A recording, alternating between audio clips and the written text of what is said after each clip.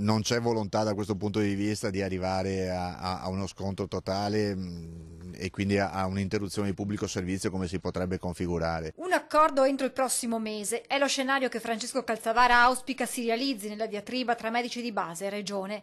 La trattativa deve ripartire, spiega il consigliere regionale, dando risposte ai cittadini. Senza avere dall'altra parte del tavolo chi ha l'idea che o così o chiudo. Lo sciopero credo che sia sempre uno strumento che per carità è garantito dallo Statuto dei lavoratori, ma non è il modo per iniziare una trattativa seria. E mentre si continua a parlare con sempre più insistenza della possibilità di accorpare i medici di famiglia alle ULSS, Calzavara fa presente come la sanità stia affrontando una rivoluzione che coinvolge anche i dottori di base. Alcuni privilegi che mi pare di capire alcuni medici stanno ancora avendo, devono rendersi conto che sono finiti e che devono rientrare in una nuova organizzazione della sanità nel Veneto che mira ad essere ancora più efficiente e più vicina ai cittadini.